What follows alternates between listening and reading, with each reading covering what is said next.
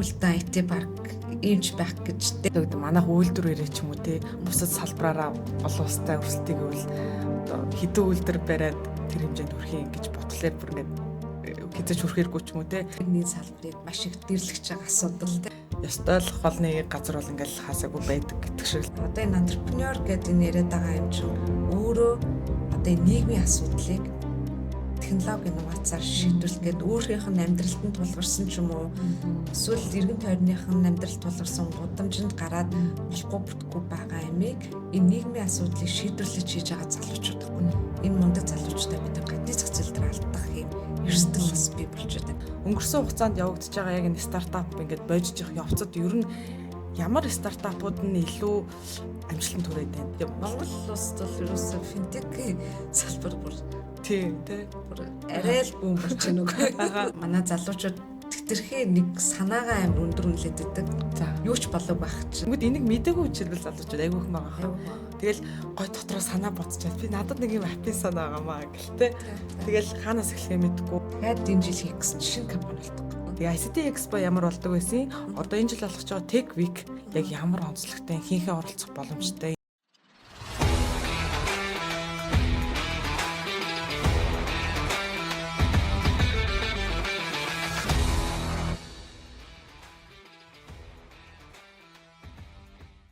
Дахин сайн байцгаана уу? Seven Us podcast-ийн ээлжид нэгэн дугаар эхэлж байна. За миний хажууд зочны судал дээр бол гайхалтай хүндэт зочин ирсэн байна. За IT паркийн захирал Зул Заяа гэгч маань ирсэн байна. Өдрийн мэнд. Өдрийн мэндэ урьсан баярлаа. За. Ирж оролцож байгаад гүнээ талархаж байна. За тэгээд яг Зул Заяа гэгчийн яг өөрийнх нь замлын талаар товч асууя. Одоо яг энэ IT паркийн захирал хизээ болсон тэр хүртэлх ер нь ямар түүхэн замлуудыг дуулуу гэдэг их сонирхолтой. За. Юуны төрөнд одоо паркийн захирал болохоос өмнө би чи нэг 16 жил ер нь хувийн хвшил тэгээд төрийн бас байгууллага олон нийтийн байгууллагаар ер нь бол ажилласан. Тэрнийх нь 8 жил нь маркетингийн салбарт байсан. 2008 оноос эхлүүлээд Монголын маркетингийн холбоонд ажиллаж агаад за тэндээсээ залуу маркетер клуб гэдэг тухайн үед ч юм бол маркетинг гэдгийг зар сурталчилгаа гэж ойлгодог байлаа. Нэг зар түгээдэг хүмүүс л гэж ойлгодог байлаа. Тэгэхэд энэний чинь цаана маш олон хүмүүс ажилладаг, баг болдог, дизайны баг, видео баг, за судалгааны баг, анализ, шинжээч, за маркетинг брэнд менежер гэдэг маркетингийн салбарын чард маш олон хүмүүс ингээд байдаг.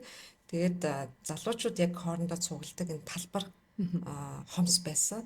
Тэгээ тийм учраас залуу маркетер клубыг байгуулаад тэндээсээ үндэслээд одоо маркетруудын өдрийг санаачлаад жил болгоны 10 сарын 20-ны өдрийг маркетруудын өдөр болгож одоо засгийн тогтоол дээр анх тэмдэглэлт өдрөөр батлуулжлаа. Тэгээд өөрөө залуу жоохон биш олонгуудаа тэрийг Монголын үндэсний маркетинг холбоо болгоод тэгээд ер нь бол Монгол одоо үндэсний брэндүүдэд дэмжих те олон улсын зах зээл дээр гаргах за Монгол улсын өөрийнх нь одоо брэндтэй Монгол улсын юугаараа одоо юникийн гэдгийг гаргаж ирэхээр ингээд мэрэгжлийн хүмүүстэйгээ хамтраад төр засаг санал болгодог зөвлөмж өгдөг дэмждэг иймэрхүү байдлаар ингэж ажиллаж агаад ерөнхийдөө 2013 онд ингээд миний нэг мөрөөдөл одоо би яг мөрөөдлөөр ажиллаж байгаа. Ер нь бол 13 онд одоо залуучуудыг нэг дээвэрт ор нэгтгсэн ороход л ерөөсөө брэнд букинг хийгээд өчтөг, компаниг байгуулад өчтөг, бизнесийн зөвлөгөөг нь өчтөг, судалгааг нь өчтөг. Ингээд ерөөсөө тэр сайтын холбооны нуу одоо янз бүрийн телевиз бүх юм ингээд нэг дээвэр дор яагаад байдгүй болоо. Ийм юм хийх юмсан ингээд 13 оноос хойш мөрөөдөж ингэж явсаар хагаад 2016 онд гинт нэг юм хөрөнгө оруулагч гарч ирсэн надаа. Маш олон нийтэд ажилд одоо нийгэмд ер нь л бол оролцоог арга хэмжээч гэж ер нь Монгол ер нь олон улсад ч ингээд маш бага байгаа. Тэгээ явж исэн чинь надад нэг юм талбай байна. Золоо чамд гой санаа байна уу гэдэг байхгүй. Тэгэхээр тэр тухайн үед чи яг стартапын бүүн болцсон. Хаасаагүй ингээл entrepreneurship яриад, технологи яриад те ингээл инновац гэл ингээл ингэжсэн. Тэднүүсийг нэгтгэжсэн газар нь тухайн үед бол co-working space буюу хамтын офс. Хамтын офсоор ерөөсөө дамжуулаад дэлхийн улс орнууд одоо нэг компани нэг ширээ гэдэг ийм концепцтайгаар бизнес төслөө бичээл хөрөнгө оруулагч болоод нөгөө нэг олон нийтэд танигдсан юникорн буюу тэрбум долларын үнэлгээтэй олон улсад хүлээмжшүүлсэн компаниуд гарч ирсэн байгаа. Тэгээд ийм коворкингийн санаа байна. Ингээд одоо бизнесүүдийг ийм байдлаар дэмжин маш олон төсөл хөтөлбөрүүд хэрэгжин. Ерөөсөө залуучуудын урсгал ингэж бий болно гэд. Тэгсэн чинь намайг 2 өдрийн дотор тэгвэл төслөө аваад сонсъё гэд. Тэгээ 2 өдрийн дотор одоо улс оронд ажилладаг найз нөхдөө салбарынхныгаа цуглуулад одоо бизнес найраа буюу питч бэлдсэн маа. Ингээд 30 минут ер нь бол улс орнуудад бол 5 минутын питч бол хамгийн алдартай тэмцээн уралдаануудаар ингэж нөгөө явдаг. Тэгээд би өөрөө нэг 30 минут хамтрагчтайгаа хамт бизнес төслөө танилцуулаад ингээд энэ стартап маркетинг спейс гэдэг компани үүсэл нь бий болоод ер нь 2 өдрийн дотор хөрөнгө оруулалт, энэ жил хөрөнгө оруулалт олсон. Айгуу сонирхолтой төвхтэй. Тэгээ анхдагч одоо coworking space-үүдийн нэгийг үүсгэн байгуулад ингээд явангууд энэ дээр ерөөсөө юу харагсан гэхээр зөвхөн coworking space бас биш юм байна. Бид нар айгуу өнгөцгөн харсан байна. Энэний чинь цаана бизнесүүдийг, стартапуудыг дэмжих хууль эрх зүйн орчин хэрэгтэй юм байна. Ур чадвар олох хэрэгтэй юм байна. Нөгөө одоо инкубатор хамтын офс центр гэсэн дэд бүтцүүд нь хэрэгтэй. За ингээд эн чинь өөрөө шин соёл Монгол улсад ингээл дүнжил 10 он эднээс стартап Монголоос хавуулаад Монгол гарааны бизнес стартап гэж ярьж эхэлсэн тийм. Нүдийн соёлыг түгээхээс хавуулаад бүр юм экосистемээр нь харах юм байна. Төртэй хамтрах юм байна, хувийн эрхтэй хамтрах юм байна, олон улсын байгууллагатай хамтрах юм байна. Гэт ингээл бас л салбарын залуучуудыг нэгтгэл дуу хоолой болж явсаар агаад нэг мэдсэн салбарын гол тоглогч болсон 290 гаруй одоо шин санааг бодит бизнес болгож зах зээл дээр гаргасан. Тэгээ маш олон одоо төсөл хөтөлбөрүүдийг хэрэгжүүлээд за ингээд тухайн үед нөгөө улсын их хурлд инновацийн бодлогын байнгын ороотой болоод тэн дээр нас юм зөвлөх боломж олдоод бизнесүүдтэйгээ хамтраад маш олон юм хилцүүлэг хийгээд санал боловсруулад одоо төрд биднэрт ийм хууль хэрэгтэй, биднэрт яам хэрэгтэй тий өндөр технологи инновац яам хэрэгтэй гэдэг айгүй их дуу хоолой ингэж үргэж явж байгаад хувийн хвшлээс анх удаага одоо ийм IT паркт ажиллах урилга аваад ингээд одоо 16 жилийн дараа хувийн хвшлээс анх удаага төрд ажилд ороод их л юм үзэж өгдөг шүү. Тэгээд мэдээлэл технологийн үндэсний парк төрийн өмчт аж ахуйн тооцоолт үйлдвэрийн газар буюу өөртөө санхүүжилттэй олдог. Ер нь бол яг ийм төрийн статустай мөртлөө яг бас бизнесийн статусаар ингэж ийм холимог ийм одоо байдлаар мэдээллийн технологийн салбарын одоо гол гүр болсон байгууллагыг удирдах ийм боломж бас надад олцсон байгаа. Тэгэхээр ер нь бол хувийн хвшил олон нийтийн байгууллагаар ингээд олон жил явсан гэсэн тийм. Гахалтай ямар олон салбар дамжиж ямар олон зүйлсийг яг бүтээсэн. Яг нөө маркетруудын өдрийг зохиосон үний хажууд сууж байгаа юм шүү дээ. За тэгсэн. Тэгээд ер нь яг IT паркийн талаар бол надад бол ямар ч юм ойлголт байхгүй байгаа юм. Та надад нэг яг IT парк ийм зорилготой. Тэгээд өдөр тутамдаа ийм үйл ажиллагаа ер нь явуулдаг гэдэг нэг тийм ойлголтыг өгвөл. За мэдээллийн технологийн үндэсний парк нь хамгийн анх 1972 онд шинжилгээ мэдээллийн төв гэж байгууллагаас эхлэлтэй. За ингэж явж байгаад өнөөдрийн бидний одоо технологийн цагаан ордон гэж нэрлэдэг одоо манай IT паркын барилга шүү дээ. 1979 онд баригдсан. За энэ чинээс хойш ингээд одоо бараг 50 орчим жил ингээд болох чинь. За яг мэдээллийн технологийн чиглэлээр дагнаж энэ бизнесүүдийг бойжуулах одоо үйл явц бол 2002 оноос эхлэлтэй. Ингээд нөгөө инкубаторуудыг бойжуулах гэдэг анхны одоо шинэлэг үг тухайн үед бол гарч ирсэн байгаа. Тэгэхээр IT парк нь өөрөө юу хийдэг вэ гэхээр хоёр том чиг үүрэгтэй. Нэг нь бол салбарын одоо мэрэгсэн хүний нөөцийг бэлтгэх, олон улсын шалгалт, сургалттай одоо юу хийж ингээд илүү одоо зах зээл дээр энэ хүний нөөцийг бэлдэж гаргах дээр нь ихтэй сургуулиуд бол одоо үндсэн мэдлэгээ ингээд өгч байгаа бол тэрийг мэрэгсэн болгох, олон улсын тэр шалгалт гэдгийг өгүүлж бүр олон улсад хүлээмжшүүлэх мэрэгчлэн болох дээр нь анхаарч бас ингэж хувь нэмэр оруулж ажилтдаг болвол нөгөө талдаа болохоор мэдээллийн технологийн гарааны бизнесүүдийг tech based буюу технологи суурьтай компаниудыг дэмжиж одоо бойжуулж зах зээл дээр гаргаж одоо ингэж инкубаторын үйл ажиллагаа болдог. Тэнгүүд 2002 онд манайд ажиллаж байсан одоо нэг харьцаж байсан эгч маань ярьдээ инкубатор гэхээр одоо хүүхэд бойжуулах гэдэг юм уу тий нэг компани бойжуулна гэж юу яриад байгаа юм бэ гэл ингээл явж ярьдаг байсан гэсэн. Тэгмэд одоо бол яг инкубаторын үйл ажиллагаа бид нар одоо 170 гаруй компаниудыг бойжуулад амжилттай төгсөгчөр нийтдээ бол 450 гаруй бизнесүүд эндээс гарсан. Тэгмэд та бидний мэддэг одоо Анар Шаркаас ахуулаад Томьёогийн Баяр сайхан, Datacom-ийн их бат ахаас ахуулаад Interactive, Biz Network ингээд ер нь анрыг хүртэл ингээд тийм манай дээр бодчихсон. Ингээд ерөөсөө технологийн одоо бизнес хийж байгаа бүхэл хүмүүс IT парктай ямар нэг байдлаар холбоотой. Тэр IT парктай маш их хайртай ийм хүмүүс ер нь бол байдаг. Тэгээд одоо бид бүхэн яаж ажиллаж байгаа вэ гэхээр 2024 онд мэдээллийн технологийн үйлдвэрлэлийг дэмжих одоо юм хуультай болсон байна.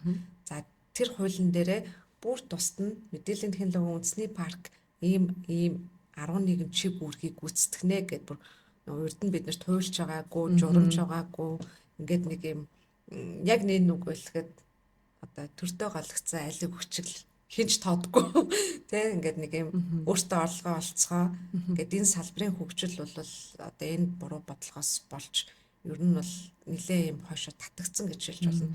Тэгэхээр бид нэр ямар ч байсан нэг юм барих хуультай олцсон 11 чиг үүргийг биелүүлдэг болсон. Тэрэн дээрээ одоо 2026 оны 1 сараас ахуулаад виртуал бүс гэдэг ойлголтыг бий болгоод виртуал бүсэд одоо бүртгүүлсэн бүхэл технологийн компаниуд татврын бус дэмжлэг бусад одоо тэр хууль дээр дагалдах одоо дэмжлэгүүдийг авдаг байхаар тэрнийх нь ажлын алба нь өөр IT парк болсон. Тэгэхээр ингээд баг багаар дэлхийн олон улсын жишг ямар байна тэрнлөө ингээд шатлаараа одоо хүрхийг хичээж байгаа боловч бас мэдээж жоохон удаан байгаа. Тэгээд асар их өөрчлөх юм ажлууд одоо гэрийн даалгаврууд биднэрт байгаа. Яагаад IT парк нь хүчтэй байх ёстой вэ гэхээр бусад улс орнуудын технологийн шинжлэх ухааны паркууд нь одоо маш хүчтэй байдаг. Бүр дотоодын нийт бүтээгдэхүүнийхээ 15-аас 25%-ийг бүр эзэлдэг. Тэгэхээр энэ парк нь хөгжиж, бизнесүүд нь хөгжинө гэдэг зарчмыг бол ингээд баримтлаад яваа. Тэгээд одоо IT парк 2028 он гэхэд олон улсын жишг парк болно гэдэг ийм зорилгыг төвшүүлээд тэрийгээ бүр ингээд төлөвлөгөөнд оруулаад одоо энэ 4 жилийн янта цогц төлөвлөгөөг хэрэгжүүлэх гээд ингээд ажиллаж байгаа. Тэгэхээр одоо сүүлийн жилүүдэд бид бүхэн маш их гадаад харилцаагаа тэлж байгаа. Тэгэхээр ер нь бол бизнесүүдийгээ яаж л холбох уу, зуучлах уу, олон улсад гаргах уу, энэ технологийн экспортыг нэмэгдүүлэх үү, яаж одоо энэ улс орнууд шиг тэр Apple шиг, Google шиг те одоо тэр Skype шиг unicorn компаниг төрүүлэх үү гэдэг дээр л ийм олон талт хамтын ажиллагааны үндсэн дээр дундын гол гүүр болж ажиллаж байгаа гэсэн үг. Тэр ийм одоо үйл ажиллагаа явуулж байгаа. Амар бол мэдэрсэн. Тэгчлээ. Яг нөгөө нэг асуух гэснүүдийг гүцэгээ явуулчлаа. Яг нөгөө олон улсыг асуух гэсэн. Тэгээд яг тэрийг дэлгэрүүлж бас ирж болно. Ер нь яг ингээ олон улсын энэ IT паркууд дээр та яг бичилж очиж исэн үү? Ер нь яг тэндээс туршлага судлахад яг тийм энийг манайх хэрэгжүүлэх боломжтой тий. Одоо гэдэг төрийн оролцоо ч юм уу тий хувийн хвшлийн иргэдийн гэдэг энэ оролцоо орсноор манай IT парк ингэж гоё тэлэх боломжтой байна гэж харсан ер нь өнцгүүд юу вэ? Тэгэл амар хатаархсан шүү дээ. Цагаан хатаархал гэдэг шүү тий.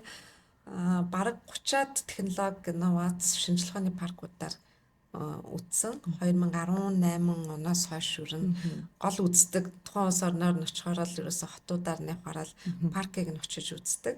За тэгээд үзэж хахад бол доотлол нь 10,000 метр квадратаас ахуулаад 120,000 метр квадрат талбайтай том кампустай R&D буюу судалгаа хөгжүүлэлтийн төвтэй шинжилгээ ухааны музейтэй тий юун дотор нь тэр кино театр тий байх одоо ингээд цогцоор нь бүр юм кампус байдлаар ингээд хөгжүүлсэн тэр нь улс орнуудын энтерпренеур залуучуудыгаа одоо татврын хөнгөлөлтөөр боломж олгоод ингээд орчин суух стартап виз олгоод те бүр ингээд гэр бүлээр нь авчирсан тэнд нь сургууль нь цэцэрлэг нь байж идэг те. Тэгээд одоо за ингээд хөгжүүлээгээд офсын үнгүү өгөөд 3 сар ингээд бойжуулаад зөвлөгөө өгөөд за тэндээс нь ингээд гарах юм бол мэдээж нөгөө нэг ашиг орлогоо тодорхой хэмжээтэй хувь ингээд эзэмшил яг бизнес зарчмаар яваад байгаа. Тэгээд ер нь бол ингээд хөгжлийн үед бол бүр ингээд тоол тасарсан. Бүр очоод ингээл бүр ингээл хамаг шар хөдлөл бүр ингээл ирдэг ер нь бол тэгээд төрийн байгууллага нь төр нь өөрөө паркуудаа маш сайн бодлогоор болон хөрөнгө оруулалтаар дэмжиж өгдөг. Эн чин өөрөө одоо тухайн улсын уул уурхай дийлэн хэм ч юм уу эсвэл эрчим хүч одоо өөр салбараас ингээд байсан бол эдийн засгийг нь солонгоруулах тухайн одоо улсын экспортыг нэмэгдүүлэх, орлогыг нэмэгдүүлэх одоо нэг том гарцсан л ерөөсөө энэ инновац технологи гэдгийг маш сайн ойлгоод аль 10 20 жилийн өмнөөс дотоодын одоо нийт одоо дотоодын нийт бүтээгдэхүүнийхэн 2-5% зарцуулаад байгаа байхгүй. Тэгэхэд манад бол нийт одоо энэ төсвийнхөө бол 0.2% ч хүрэхгүй байгаа. Тэгэхээр энэ бол маш хангалттай. Тэгэхээр бид нэр яаж хичээгээд яаж стартап гаргая гэд төрийн одоо энэ нөгөө санхүүжилттэй бодлогын юм байгаад байвал одоо гадагшаа гарах нэгдсэн бодлого ер нь бол байхгүй байна гэсэн. Харин ч компаниуд маань өөрсдийнхөө мөнчөрөөр өөрсдийнхөө одоо ур чадвар скил тэр нэг мөрөөдөл алсын араа тэгээ сэтгэл бүх юмараа ингээд эхнээсээ гараад эхэлсэн. Одоо энэ төрийн бараг дэмжлэггүйгээр өөртөө яг бизнесийн зарчмаар ингээд гараад ирсэн. Энэ дээр нэг жоохон дэмжлэг үзүүлэл за тухайн жилдээ одоо бидний 4-500 компани дэмжиж чадахгүйгаас хойш үнэхээр гадны зах зээл дээр гарах потенциалтай нэг компаниудыгаа уралдаан тэмцээн хийгээд сонгон шалгаруулад тэднүүсээ одоо бусад улсын зах зээл рүү зорилттой зах зээл рүү гарахт нь бодлогоор харилцаа холбоогоор зүгээр нэг мэйл өчөөд өгөхөд хүртэлт чинь маш их хэрэгтэй гэхгүй энэ одоо Монголын ийм стартап шүү гэд. Тэгээд санхүүжилтэд дэмжихэд бол маш том юм боломжууд аа. Манай Монгол залуучууд бүр үнэхээр маш мундаг болсон. Оюуны чадамж, ялангуяа технологи, софтвер, хардвер, энэ инженер сэтгэлгээ те шинэлэг санаачлаг гаргах энэ дээр бол одоо маш мундаг байгаа. Яг энэ 7-ос-ыг эхлүүлэх саналыг авахдаа би бас яг тэгж бодож байсан байхгүй юу. Одоо гэдэг манайх үйлдвэрээрээ ч юм уу те бусад салбараараа олон улстай өрсөлдөг гэвэл одоо хэдэн үйлдвэр бариад тэр хэмжээнд хүрэхин гэж бодлоор бүр ингээд хязгаарч хүрэхэргүй ч юм уу те. Эсвэргээр яг энэ оюуны боловсрол яг энэ мэдлэгийг ингэж олон хүмүүс түгээгээд тэрийг ингээд бойжуулаад явбал энэ илүү нөгөө үйлдвэр барихаас илүү хурдан хөгжих юм болов гэж бодоод бас яг 7-ос-ын бидний хамтарсан бас яг зорилгын нэг яг энэ байгаа байхгүй. Тэгэнгүүт одоо сонсож байгаа хүмүүс ингээл олон байгууллагууд яриад байгаа гэдэг шиг яг эндээс таны яг онцлох одоо стартапуудаас яг үнэхээр нөгөө хайртай хөгт гэдэг шиг тийм хайртай таны компани боссон компани юу вэ? Одоо бойжуулсан хамтарсан компаниудаас хамгийн сүүлд гэх юм бол E-гэрээгээд компани байгаа. Одоо стартап. E-гэрээ бол одоо энэ хууль эрх зүйн асуудал, гэрээний асуудлыг бүгднгийн технологи суурьтайгаар яагаад хамгийн гол нь яагаад онцолж байгаа вэ гэхээр өнгөрсөн 2024 онд бид нар Startup Challenge Mongolia гэдэг анх удаа 300 саяын шагналын сантай ийм одоо тэмцээнийг Монголд зохион байгуулад тэр компанийгаа олон улсын зах зээл дээр гарна гэдэг саяныхаа нэг ингээд нөгөө 5-ыг сонгосон шүү дээ тий. Тэр эхний 5-ыг ингээд дэмжигээд сонгоход үндэсний аваргаар гэрээ шалгарсан.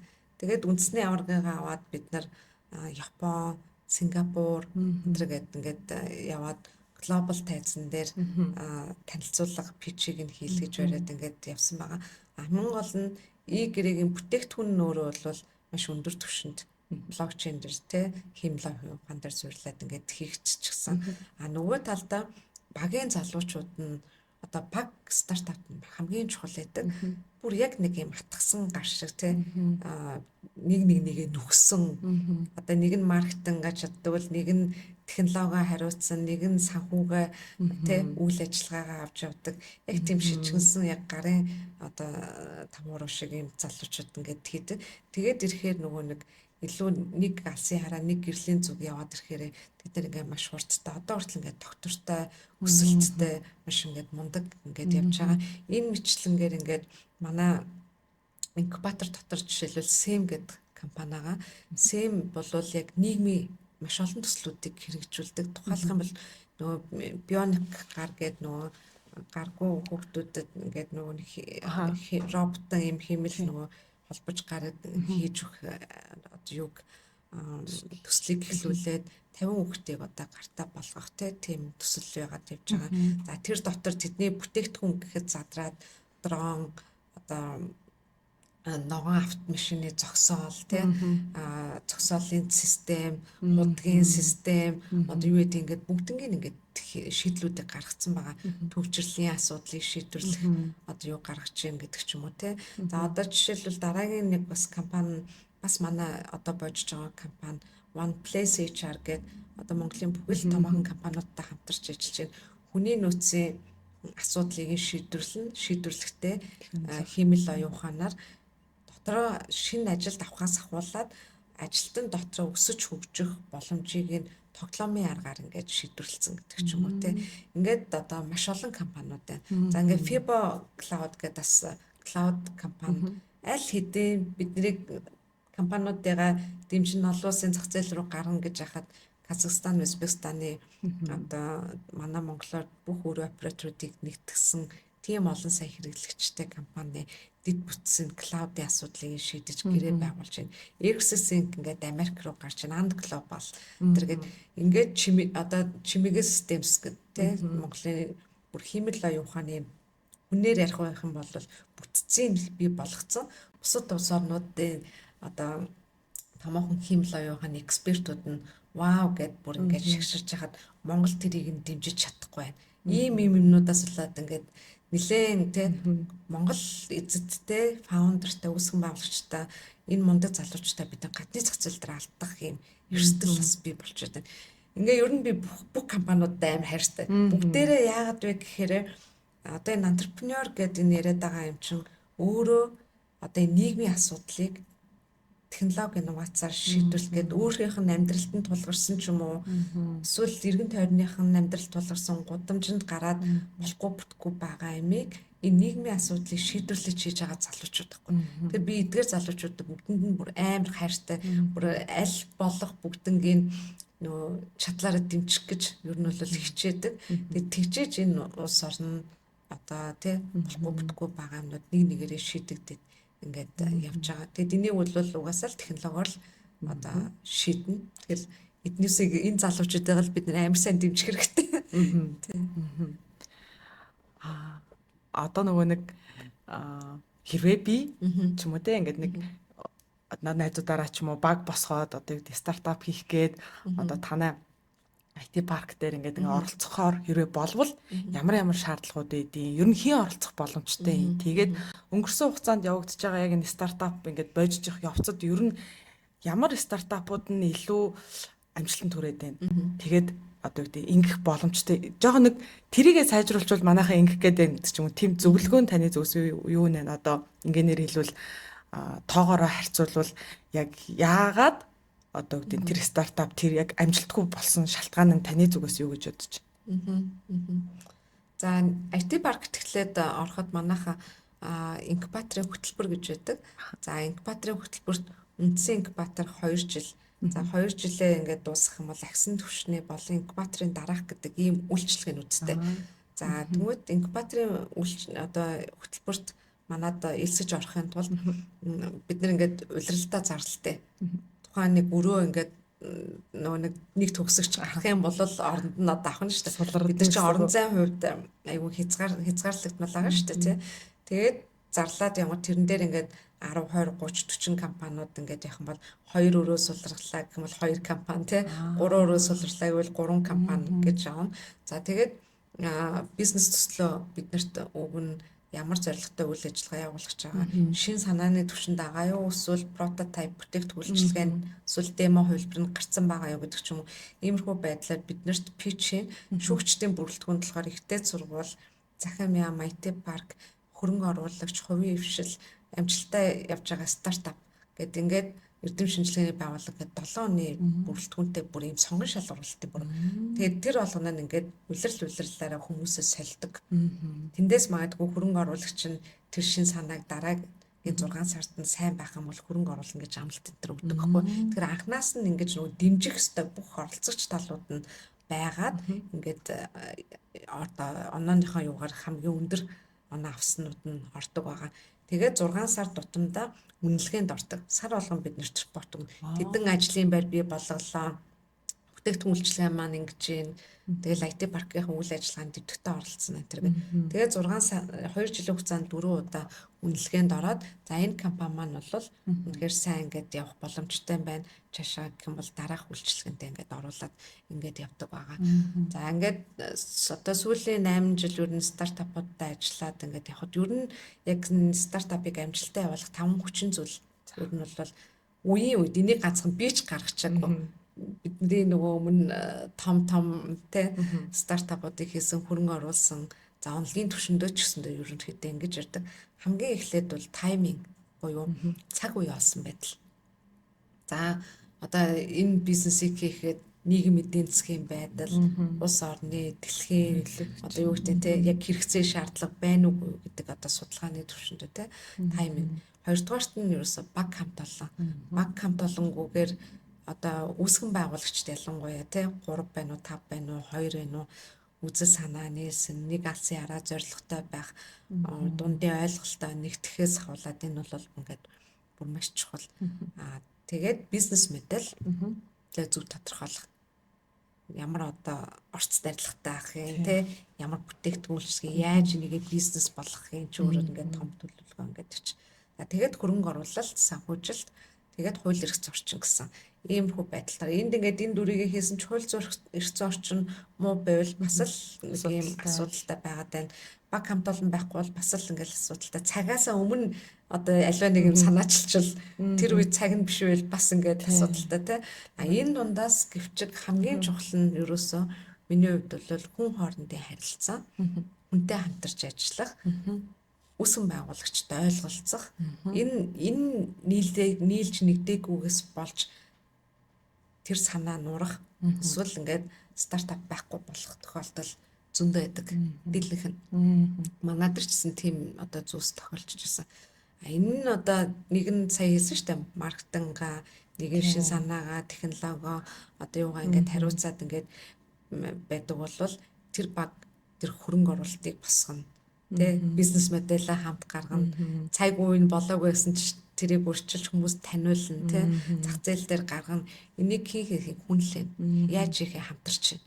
Тэгэхээр ерөөсөл хамтын ажиллагаа энэ зүйлээс л олж бүх юм болдог. Тэгээд бусад энэ оролцогч талуудаа хамтарч ажиллах ийм л юм ер нь бол хамгийн чухал. За тэрний дараа тэгээд бүтээгдэхүүн үйлчилгээ гаргасны дараа бол маркетинг айгуу чухал. Манай мэдээллийн технологийн салбарын залуучууд яг нөгөө компьютерийн ард сууж идэг тий олон нийтэд нэлтэл тод гараад байдгүй. Үнэхээр л public speaking хийж чадвартай хүмүүс нь ингээл гарч ирээл яриад бүтээгдэхүүн одоо манай баяр сайхан дээр шүү дээ тий юу ч яаж ч борлуулж гаргаж ирч чадна тий маркетинг хийж чадна. Тэгэхэд бол тэрэн дээрээ үнэхээр мундаг бүтээгдэхүүн үйлчилгээ хийчихэд олон нийтэд таниулж чадахгүй бол тэгэл бас хэцүү. Тэгэхээр нэг энэ хоёр дээр бол нэлээ. Тэрнээс бол хаа сайгүй одоо мөнгө байна. Яаж л хөрөнгө оруулалт босгож болж байна. Тийм зүйл аа. Яг хөрөнгө оруулалт дээр гэд хэлэх юм бол нөгөө манай залуучууд тэтэрхий нэг санаагаа амар өндөр үнэлээд байдаг. За юу ч болоог байх чинь өөртөө тэтгэл дээр юу ч хийгээгүй байж зөвхөн just санаа явж байхад тэрийг өндөрөөр үнэлээд байх нь өөрөө хөрөнгө оруулагчдыг үргэх нэг одоо хамгийн ихний шалтгаан болчиход байгаа. Тэгэхээр тэрэн дээрээ бол бас анхаарах хэрэгтэй байна. За. Окей. Сүүлийн ер нь жилүүд ялангуяа ковидоос хойш ер нь яг энэ технологийн одоо юу гэдэг хэрэглээнүүд одоо энэ компаниуд бол нэлээд юм одоо өндөр эрчийг авсан шүү дээ.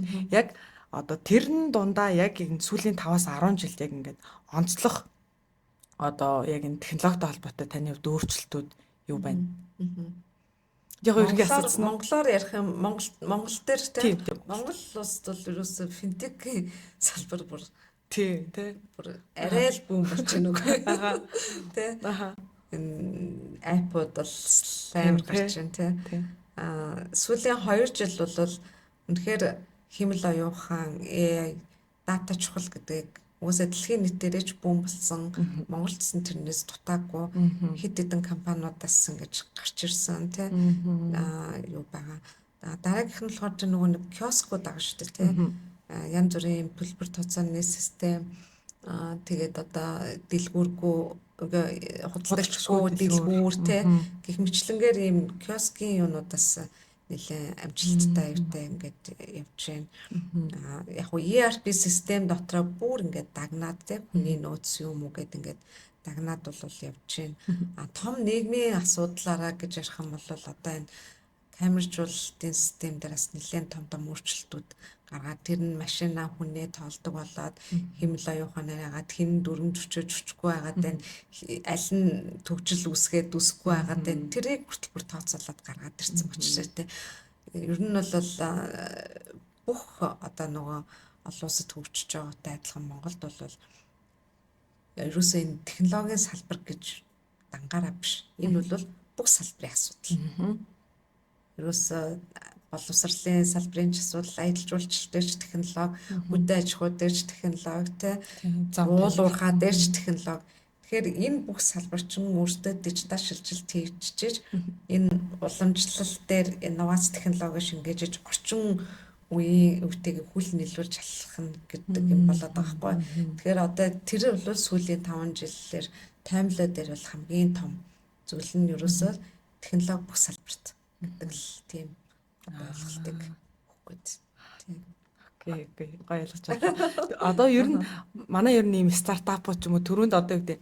За нэг 2 space сулрлаа. За манайхаа ингээд бол одоо юу гэдэг 2 space дээр орох боломжтой шүү гэхэд хэр очир өсөж байна гэх юм уу? Ер нь хэр стартапууд ингэж гарч ирж байна? Тий. Ер нь хүлээлтийн лист, wait list гэж үүдэн штэ. Маш их. Гівчиг. За Юу болоод байгаа вэ гэхээр 2016 онд ер нь хөөсрөл болсон юм. Нэг хэсэг чинь толгойтой болгон кино хийсэн. Тэгээд тэрний дараа баг хүн болгон хуваарь бизнес эрхлэе. За ингээд нэг стартап мап эхлүүлээ гээл нэг сонирхол энэ тэндээс зээл аваад эсвэл одоо барай барьцаанд аваад эсвэл залуучууд наав ижээсээ аваад тий ингээд нэг юм бүүм болдсон шүү дээ нэг юм манайх нэг юм давлахалахаар ингээд давлахалдаг та ингээд яг тийм юм болоод тэр үед үнэхээр одоо чансаатай компаниуд нь амжилттай явж байгаа байхгүй.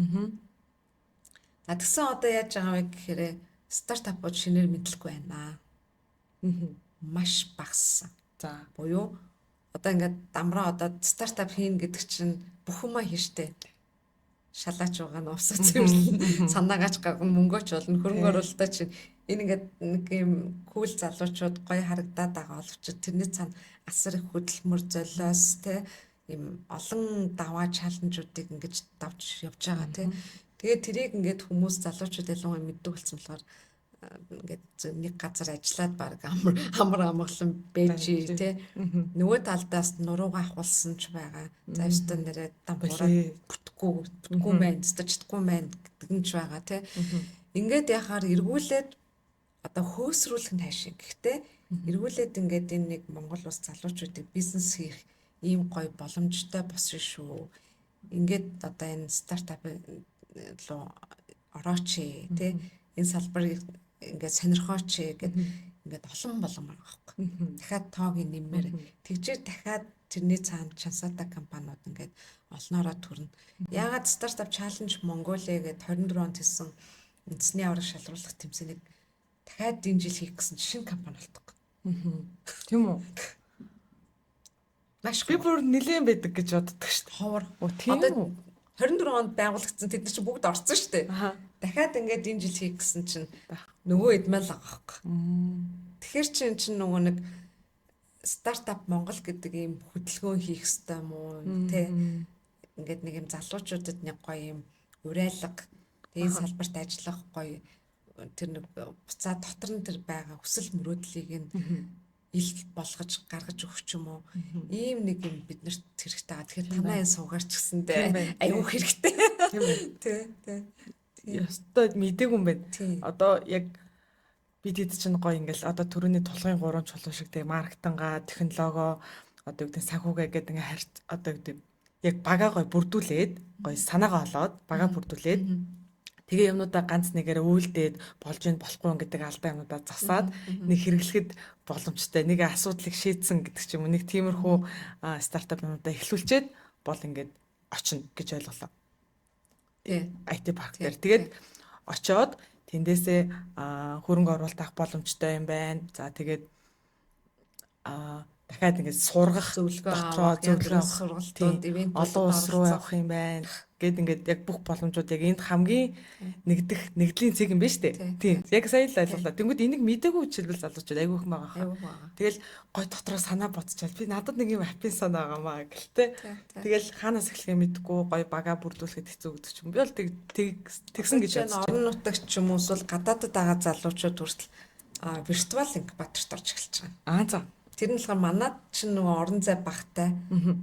Тэгээд ирэнгүүт оффис одоо байхгүй мөртлөө виртуаллаар манай одоо бүх мэдээллийг авдаг. Мэдээлэл ойр байна гэдэг чинь өөрөө айгүй том боломж шүү дээ. Тэгэхээр инкубаторуудаа бид нар байнга мэдээллийг өрнөгдөг. Энд ийм болж тэнд ийм болж энд ийм боломж байна гэдэг.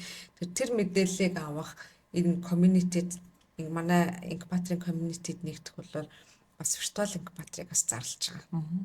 Тийм үйлчлэгийг бас нэвтрүүлээд урд нь байсан тэрийг нь илүү сэргээгээд арай илүү одоо жоохон чивсэнгуй болгоод ингээд журмандаа оруулаад оролцсон баг. Аха. Одоо тэрэнд нь хамрагдахын тулд веб дээр нь байгаа юу? Тий, одоо бид нар вебээ бас шинжилж байгаа. Нөгөө виртуал бус болж байгаатай холбогдуулаад бүр платформ түвшинд олон юм цогц мэдээллүүдийг оруулахаар тэрийгээ засварлаад одоо яг яаж байгаа. Эсэлтэй болохоор яг өөртөөхөө юугаар пэйж хуудасаараа бусад юмудаар мэдээлэл өгөөд явна. Одоо ер нь 9 сарын сүүлээр дараагийн инкубатор зарлагдана. Оо, nice. За тэгвэл тэрнтэй ойрхон байгаад нөхөн пэйж өгнө. Одоо ойр авах хэрэгтэй байна шүү дээ. Яг стартап бизнес хийх гэдэг байгаа сонирхчод залуучууд бол миний мэдгээр бол нэлээд байгаа гэж дотроо бодоод хамглаад байдаг байхгүй. Тэнгүүд яг л ийм боломж байгааг л мэдэхгүй байхгүй гэж бодож байна тийм. Тэгээд окей, одоо жоох хэцүү сэдвийн талаар яриа гэж бодлоо. За ямар хэцүү сэдв? Таныг ингээд дагаж эхэлснээс хойш нөгөө нэг IT паркийн яг нөгөө байршлихын асуудал нэлээл асуудалтай байгаад ах шиг байна. Би яг сайн нарийн ширээнээ сайн мэдэхгүй. Тэрэн дээр одоо юу болж байгаа юм бол нэлээ нөгөө яг байршлихын тал дээр л нэг болоод ах шиг байлаа. Тэгээ нөгөө хоолны газар орж байгаа гэлөө юу гэлээ сайн ойлгоогүй шүү тэрийг. Тэр болохоор айвуу бас сайн би одоо IT паркийн захирал болно гэж бүр ингээд зүүдлээчгүй бодоочгүй байхдаа 2022 онд IT парк дээр инновацийн 7 хоног болсон байхгүй. Тэгээ инновацийн 7 хоногийн нээлтийн арга хэмжээнд дээр үүдээр нь ингээд орсон чинь бүхэлдээ IT парк иймч байх гэж би дотроо бодоод тэгэхээр чи бас л аюу олон улсын паркуудаар очсон л байсан тэр үед. Тэгээд тэр оройно нөгөө нэтворкинг хэсэг дээр манай салбарынхан энэ кино чатар байх нь ерөөсө тохиромжгүй шүү дээ. Өчнөө олон залуучууд ингээд орох гээд орч чадахгүй, энэ боломжийг эдэлж чадахгүй биш. Тэгээд хоорондоо ингээд нэг жоохон ярилж хахад тийш тэгэл бүгд баг ингээл ухаан тас амар ярьсан байхгүй. Тэгээд тэр оройно би яг пост оруулаад одоо ингээд болох хэрэгтэй шүү дээ. Технологи инновацийн салбарын залуучуудад боломж олгоод гарах хэрэгтэй гэдэг юмыг одоогоос 3 жил гарны өмнө хэлжсэн байгаа. Одоо анх ингээд бичижсэн. Тэгээд паркийн захирал болоод ирээд гэрээ мэрээ одоо бусад юмнуудыг яаж хаад маш олон одоо хууль бус зүйлсийг хийсэн байсан. ингээд судлаад эрэнгүүтээ шүүгэл үлээсэн. Манай энэ салбарын алдагдсан боломж чиг судал мэрэгчлийн байгууллагаар судлуулсан. Ингээд үзэх юм бол мэдээллийн технологийн салбарт энэ IT парк өөрөө бүрэн одоо утгаараа байшингаа бүрэн ашиглаж байж энэ салбарын хөгжилд хувь нэмэр оруулна. Олон залуучуудад энэ боломж олдно. Нөгөө орж чадахгүй байгаа олон залуучууд боломж олдно. Энд тэнд янз бүрийн буудлын доор конференц өрөөнд дэш IT парк дээр бүх технологийн ивентүүдийг хийдэг болно. Улс орнуудын бүх технологийн ивентүүд хаач зөвхөн парк дээр болдог. Тэгээ том ивент холлуудтай тийм. Ингээд олон улсын жижигт үйл ажиллагаа явуулахын тулд гарах хэрэгтэй гэдэг. Хамгийн гол нь гэрээ нь 22 оны 12 сард дууссан. Өнөөдөр 25 оны тийм 9 сар дууссан мөртлөө өнөөдрийг хүртэл гараагүй байгаа. Ингээд шүүгэл үлээгээд ер нь шүүхийн байгууллагаар яваад анхан болон дунд шатанда гаргах шийдвэр нь гарцаа. Одоо дээд шатанда ингээд хүлээлтийн байдалтай юм байж байна. Гэвчиг одоо шүүхийн шийдвэр гарсаар байтал нэмж дахиад одоо дамлан түрээслэж ашиг орлого олсоор байгаа. Гэрээндээ одоо төрийн өмчийг дамжуулан түрээслэхийг хориглодог. Тэгэхэд бол бүр даашаа нэмээд бүр дээрлэхэд гарахгүй гэдэг санаатаа илэрхийлээд хэд хэдэн компаниудыг оруулаад ингэ явж байгаа нь бол өөрөө одоо хууль бус дээр нь шудраг бус дээрний салбарыг маш их дэрлэгч байгаа асуудал тийм энэ ганцхан би биш миний ард маш олон компаниуд байна 20 гаруй төрийн бүс байгууллага нэгдээд шаардлага хөргүүлсэн байна. Ингээд чинь нэг урд нь гараад би тэмцээд байгаа юм шиг боловч энэ чинь ард 400-500 компани тэрний ажилчид удирдлагууд ингээд тэмцээд байгааг л ерөөсөй ойлгохгүй байгаа би гайхаад. Тэгэхээр энийг бол би хизээч зогсоохгүй энийг би ямар нэгэн улс төр хийгээгүй ерөөсөө л яг л энэ салбарын төлөө аль дээрээс хойш ингээл паркын захирал болохоос өмнө л дуурч эхэлсэн. Орсноос ойрч тууштай дуурайд ингээд явж байгаа. Ийм байдалтай. Вау. Яг мундаг юм аа. Яг ингээд яг энэ салбарыг төлөөлж ингэж үгээд одоо хэлж штэ яг өөрийнхөө хувийн юмыг бодож биш тэ яг энэ салбарыг төлөөлж ингэж олон жил тасралтгүй тэгэхээр бүр яг амар бахархчлаа тэгээд 3 жил болж штэ харин тий мундаг юм аа тэгээд яарч нэг үрдэнд хүрэх байх л гэж одоо итгэхэд штэ тий тэгээд ямар ч гэсэн энэ дээр нь юу ахаа одоо гой мэдээ гараасаа гэж өсч ин найдаж байна тий өсч байгаа тий тэгээд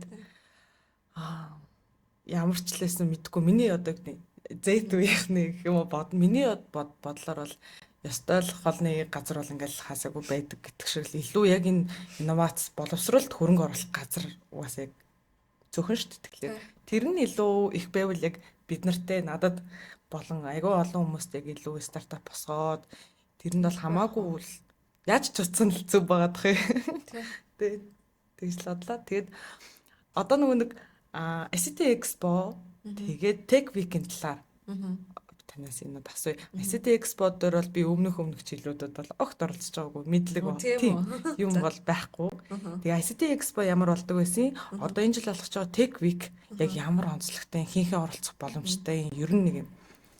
Тэр талаар. За ICT Expo-д орж байгаа бүнд мэдээлэл өгье да. Тий, тэгэж. ICT Expo нийтдээ 16 жил зохион байгуулагдсан. Анх өөрөө операторууд нэгдэж жил алга илжилж хийдэг ингээ байсан. Тэгээд агентлаг дээр буюу тухайн үед нөө харилцаа холбоо мэдээж шуудан агентлаг гэдэг.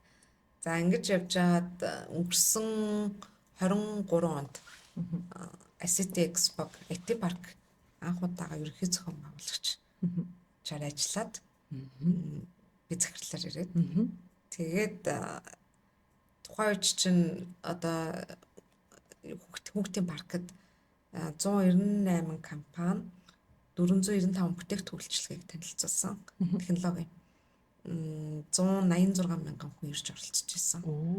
Тэгээд 3 өдөрт нэг 23 билүү 28 саб ивентүүд одоо тэр хугацаанд болоод тэр дотор нь ICT форумоос ахуулаад ингээд ер нь энэ зорилго нь олон нийтэд энэ технологиг сурчлах ямар бүтээгдэхүүн үйлчлэгээ бий болоод байгаа юм. Мгм. Тэгээд дээрээс нь салбарын асуудлаа ярилцах форум байдаг. Ийм одоо хоорондоо нэгдэж уулздаг. Бараг нэг баярын өдөр шиг л бид нар бүтэн одоо жил бараг бэлтэж ордог те. Ийм байсан. Тэгээ 2 жилдээ нэг удаа болгоё гээд энэ 25 оны одоо 9 сарын 19-ноос 26-ны өдрүүдэд анх удаа технологийн 7 хоног За. гэж одоо хувьшлих маань санаачлаад за тэгээд бид нарт санал тавиад тэгээд одоо хамтраа зохион байгуулад ингэ явж байгаа. Технологийн 7 хоног буюу Tech Week нь болохоор бусад улс орнуудад бол бүх улсад хийгддэг. За. Монголд бол технологийн 7 хоног гэж болдгоо байсан. Тэгэхээр энэ бол анх удаа одоо Лондон Tech Week, Сингапур Tech Week, Сан Франциско, LA гэх томоохон хотуудаар нь дүүрэн болдог. Энийг хийхтэй болохоор ийм төвлөрсөн бус байдлаар одоо танах нэг ивент хийж болно тий 21 аймаг 9 дүүрэг одоо нэг төрийн бас байгууллага тий нэг стартап нэг групп компани эсвэл төр нь өөрөө өөрсдийнхөө технологийн шийдлүүдийг танилцуулж ямар бүтээгдэхүүн үйлчилгээ гаргаж байгаа танилцуулах янз бүрийн хилцүүлэг нэтворкинг янз бүрийн парти хийж болно тий харилцагч нарын уулзалт хийж болно гэдэг ингээд төрөл бүрийн ивентүүдийг нэг дор одоо төвлөрүүлж биш өссөн хүн болгоно зохион байгуулахын боломжтойгоор хийхийг decentralized tech week За. төвлөрсөн бас ингээд за энийг яаж хийх вэ гэхээр tech дундуур зураас Wikiman гэдэг сайт ашиглалтанд орсон арга хэмжээ бүртгүүлэх гээд оронгууд одоо стартап Монгол тэнгуүтээ ийм kick off ийм networking event тэдэн сарын тэдэн бүртгүүлэх линкээ одоо юу мутаага те төлбөргөөл тийм гээд хаалттай нээлттэй гээд ингээд ячих юм бол тэр сайтн дээр 19 20 21 22 23 24 25 26 гээд энэ өдрүүд юу болохыг вебсайтнаас хараад одоо энгийн иргэнч байна уу хүүхчж байна уу хинч вэ энэ ивентэд оролцъё гэд бүртгүүлээд ингээд ерөөсөө улс даяараа ер нь бол бүтэн 7 хоног технологиор амьсгална. Тэгээ саяны хэлсэн шиг технологи бол нэг салбарын асуудал ш бүх салбар технологи байгаа учраас энд майнинг тэ edtech нь одоо боловсрал нь эрүүл мэнд нь гээд бүхэл салбарын хүмүүсээс гадна төрийн байгууллагын бүх яам агентлагууд нь энд өөрсдөө идэвхтэй ингээд оролцоод явна. За энэ дотроо ингээд 7 хоног ингээд янз бүрийн арга хэмжээнүүд зохион байгуулагдаад хүмүүс хүссэн арга хэмжээнд оролцоод салбарынхаа хоорондоо янз бүрийн өөрчлөсөн хилцүүлгүүд хийгээд ирэнгүүт 9 сарын 26-нд болохоор төрийн ордонд яг энэ технологийн салбарын удирдлагууд төрийн байгууллагын төрийн бас байгууллага хөрөнгө оруулагч олон улсын байгууллага гэх бүх оролцогч талуудын удирдлагууд одоо энэ бодлогын хилцүүлгүүд хийж одоо томоохон шийдвэр нэг зөвшөлтсөлд хүрэх ийм одоо ICT формыг зохион байгуулах юм байна. Тэгэхээр энэ нь өөрөө маш хүртээмжтэй. Одоо зарим нэг нь бол төрийн ордонд болох арга хэмжээнд ч юм уу эсвэл одоо ICT формын технологийн хилцүүлэгт орж чадахгүй байвал энийг нь бас давхар захимаар телевизээр медианууд сугуудаар цацаад ингээд өчнө. Аль болох хүртээмжтэй байдлаар олон хүнд хүргэж те гадаад байгаа монголчууд Монгол технологийн салбар юу болж байна гэдгийг мэдэх боломжийг ингээд олгоно гэсэн. Тэгэхээр ийм нээлттэй байдлаар анх удаага ингээд зохион байгуулагч. Тийм ийм арга хэмжээл. Маш сайн. Тийм ээ. Ердөөс яг нэг team week ер нь ямар нэгэн зөвхөн технологи биш өөр салбаруудад Монголд болж байгааг баха тий. Яг одоо энэ дараагийн 7 хоногт mining week болох чинь уул уурхаан. Тэгээд хуучин бол inno week гэж болдог байсан. Инновацийн 7 хоног. Гэт ер нь тэнгууд улс орнуудад 7 хоног гэж нэрлэнгүүтээ арга хэмжээнүүд юмнууд нь батгүй бүтэн сар үргэлжилдэг. Тийм үү. Зарим газрууд бүр хаасайгүй. Нэг өдөр нь одоо AI, нэг өдөр нь блокчейн, нэг өдөр нь IoT, нэг өдөр нь софтвер, хардвер, эсвэл одоо хөрөнгө оруулалт те эсвэл e-governance юу гэдэг ингээд бүр салбарлуулад ингээд харангуйч чинь дотроо маш олон одоо юу ах боломжтой. Тэр дунд нь ингээл боловсролын edtech гэж оруулж ирэл, travel tech гэж оруулж ирэл. Ингээ явахаар чинь чи өөрөө 7 хоногт бараг ирээдүйд багтахгүй гэж байгаа юм байна тий. Тийм болно. Тэгэхээр нэлээд өргөн цар хүрээтэй юм арга хэмжээ болгочоо. Тэгэхээр нэг үзэж байгаа хүмүүс ч гэсэндээ нэгдүгээрт оролцогч талаас 9 сарын 19-өөс 26-нд юу болохоор байна? Манай вебээр ороод бүртгүүлээд тэ идэвхтэй оролцсон. А нөгөө талаас арга хэмжээ бүртгүүлж одоо зохион байгуулагч байгаа. Ямарваа нэг юм зохион байгуулагч байгаа хүмүүс 9 сарын 5-наас 15-ны хооронд бүртгүүлээд одоо ивент бүртгүүлнэ гэсэн. Тэгээд ингээд хост хийгээд ингээл бид нар тэр ивентийг нас олон нийтэд сурталчлах тал дээр нь бас нэгдсэн байдлаар ингээд дэмжлэг үзүүлээд ингээд явах. Тэгэхээр хоёр өөр оролцогч талууд байна ш. Нэг нь ивентээ хийх нэ, нөгөөдөл нь оролцох нь байна тий. Тэгэхээр тэрийг бүгд ингээд вебсайтн дээрээс ингээд харах юм боломжийг нь олгочихж байгаа. Байршил суурьтай биш илүү дижитал ивент. Хаасайгүй байна. Хаасайгүй. Тийм. Ингэвтлээ нэг одоо дижитал суваг дээр цуглуулж байгаа юм байна зү. Окей, nice. Тэгэхээр ер нь бол одоо Монгол улсын хаанч эсвэл Улаанбаатар хотын хаанч ямар ч ивент болж болно. Тэрийг тухайн зохион байгуулагч газраа сонгоно. Өөртөө зохион байгуулна. Таксгүй юу гэдгээ өөртөө шийднэ. Бид нэр зөвхөн нэг юм талбар дээр л бий болгоод өчөж байгаа гэсэн үг байхгүй. Тэгэхээр энэ л өөрөө маш сонирхолтой болох гэж бодож байгаа. Тэгээд техникгээд одоо манай хамт олон маш завгүй байна. Эхнээсээ ивентүүд маань тодорхой болсон байж байна. 19-нээс ахуулаад финтекийн холбооноос финтек саммитаа хийж эхлэх гэж байна тий. 24 25-нд олон улс өөрөө операторууд зохицуулах хороонуудын чуулган болох гэж байна. За стартап Монгол kick-off event гэдэг чөлөөт одоо networking салбарын экосистемийнхыг цуглуулж уулзах гэж байна. Гэт ингээд маш олон ивентүүд төгөөд мэдээллийн технологийн нэгдсэн холбоо нь cyber security тий AI big data-гаар нэг бүтэн өдрийг хариуцаж ажиллах гэж байна. Гэт ингээд ерөөсөө маш олон арга хэмжээнүүд тал талд одоо ингээд нөгөө идэвхжээд арга хэмжээг хийх гээд бэлтгэл ажилдаа орчихсон гэвч. Тий.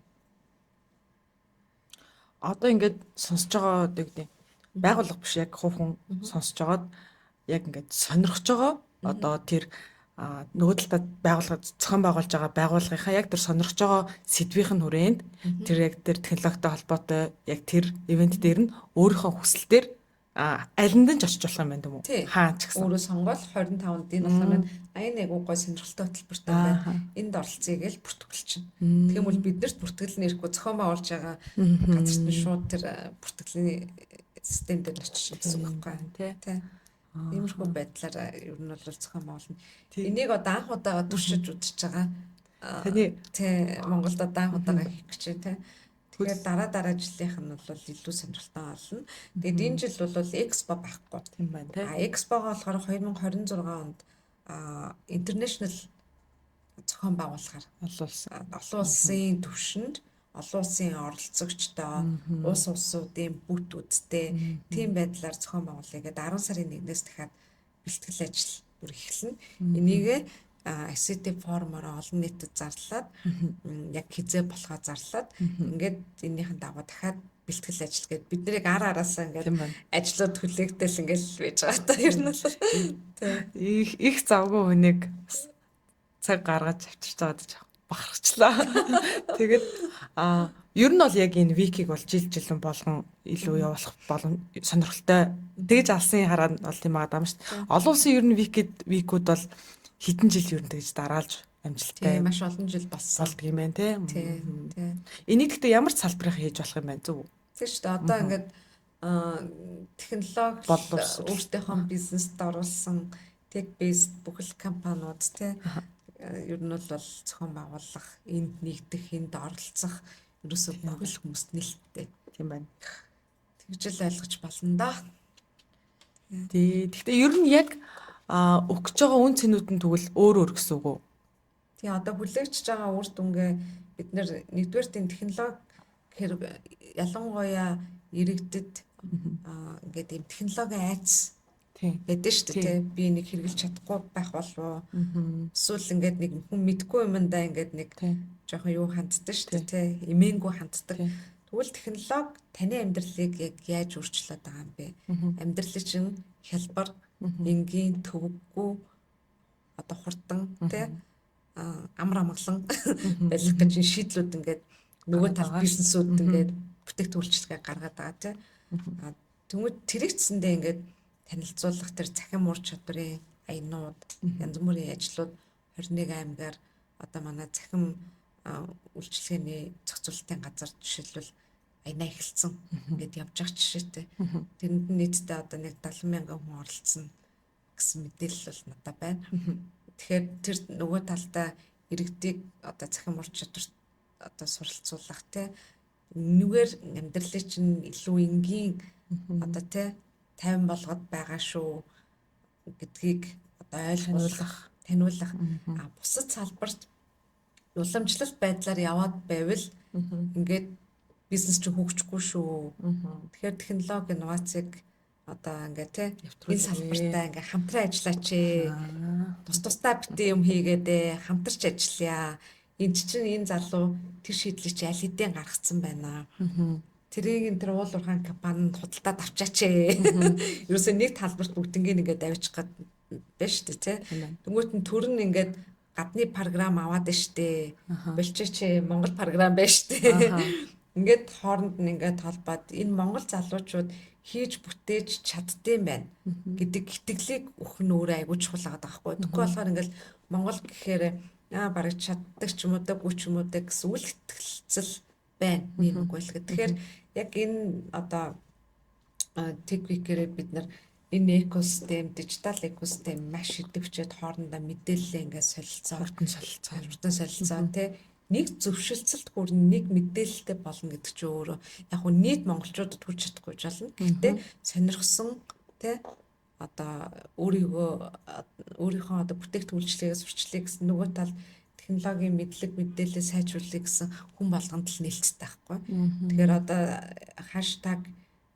#techweek гэд хайгаад явах юм бол бүхэл холбоотой мэдээлэл сошиалуудаар гарч ирдэг ч юм уу иймэрхүү байдлаар ингээд нээлттэйгээр бүх мэдээлэл аваад веб руу ороод эсвэл IT парк руу холбогдоод би нэг ийм ивент хийсэн маа гэд холбогдоод зөвлөгөө аваад хийхэд бол ингээд бүх зүйл нээлттэй байгаа гэдгийг хэлэх гээд байгаа. За. Окей, би тэгвэл TechWeek дээр одоо болж байгаа ингээд нөгөө локейшнуудаа заацсан ийм ивент болж гэсэн байгууллагууд дээр очиод яг сонирхсан сэдвэрээ блог ч юм уу нэг how to reel юмнууд л хийж болох юм байна тий.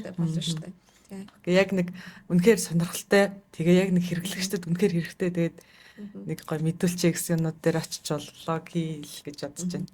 Одоо танай хамт олончсонд би маш юм олзуурхаж хандж байгаа. Технологийн сэдвээр дагнаж бичдэг, нийтлдэг, хөдөлдөг, одоо контент үйлдвэрлэдэг медиа бол маш ховор. Одоо гарын тавруунд л байгаа. Тэгэхээр бас энэ чиглэлийн мэрэгжлийн одоо ийм медиа болж илүү энэ салбарыг бас олон нийтэд таниулах энэ ажил бол маш чухал. Одоо ингээд улс орнуудад манайцсандаа технээсээ хэрэгжиж байгаа шүү байна. Аль компани гаргацсан байлаа. Мэргэжлийн технологийн одоо сэдвэр бичдэг, сэтгүүлчдэг бэлдэж эхэлж байгаа. Вау. Тий. Гэт бас би харсан. Энэ бол айгүй чухал юм байна. Хичнээн лагим хийгээд идэг бүгд сэтгүүлчдийн эсвэл медиануудаар дамжиж хүмүүст ингэж хүрч байгаа. Тэгээд тэдгээр хүмүүс маань энэ технологийн ойлголттой байх, мэрэгших энэ хэрэгсэн шаардлага бол байгаа. Одоо эдийн засгийн таймч гэж байдаг тийм. Тэнгүүт одоо бусад салбарын одоо мэрэгжлийн юмнууд байдаг бол энэ технологийн одоо мэрэгжлийн сэтгүүлч нийтлэлчдийг одоо бэлтгэх нь өөрөөс энэ салбар хөгжих бас л нэг оролцогч талууд нь ханарахгүй. Тэгэхээр яг энэ дээр бас ингээд шинэ одоо медиа төрж байгаад би бол маш баяртай. Тэгээд таад бас амжилт хүсье харилцсан одоо тий би нэг дэмжиж сайхан ажиллая гэж бас хэлмээрээ тий. Баярлаа. Тэгээд ер нь бол яг IT парктай ер нь бол манайх бол нэлээ урттай хамт ажиллаад яг мэдээллүүдийг хамт түгээгээд одоо болдог бол гоё технологийн ивентүүдэд хамт явж хамт мэдээллүүдээ олон сувгаар хүргээд тэгээд айгу хүртээмжтэй байдлаар оролцоход бол нэлээ юм excited бол догдолж байна. Тэгээд яг манай хамтарч ажиллах саналыг аваад одоо энэ подкастт оролцохоор яг энэ их ажлын хажуугаар ингэж цагаа гаргаж аваад үнэхээр баярлж байна. Тэгээд яг дараадаа хэдүүл яг хамтдаа илүү гой мэдээллүүдийг хүргэх байх гэж найдаж байна. Тэгээд технологийн ивентүүд дээр гоё влогуудаар уулзцгаая. Тэгээд яг үнтэй цагаа зарцуулж ирсэнд баярлалаа. Тэгээд надтай хамт яг IT паркын талаар болон за тэгээд технологийн ивэнтүүд дээр юу болохын одоо танд IT парк дээр оролцох боломжтой ямар нөхцлүүд байгаа юм бэ? Ямар боломжууд байгаа юм бэ? Тэгээд одоо тийшээ очихын тулд хаанаас эхлэх ёстой юм бэ гэдгээ надтай хамт сурсан гэж найдаж байна. Тэгээд баярлалаа. За урьсан баярлалаа. Тэгээ танаа хамт олон амжилт хүсье. Яг тууштайгаар энэ технологийн салбарын энэ мэдээллийг хүргэх тал дээр таад манайтай ажиллаарай. Тэгээд дэмжиж ажиллахад бэлэн байна. Тэгээ манай салбар тавтай морил гэж хэлмээр. За баярлалаа. Тэгээд за тэгээд дараагийн дугаараар уулзцгаая. Тэгээд нэмж хэлэхдээ эсвэл дараа яг аль сэдвээр сурмаар байна, аль сэдвийг сонирхож байна, ямар зочны сандал дээр хармаар байна комент хэсэгт бичээд тэгээд технологийн ирээдүг хэдүүлээ хамт бүтээцгээе. Бака. За баяртай.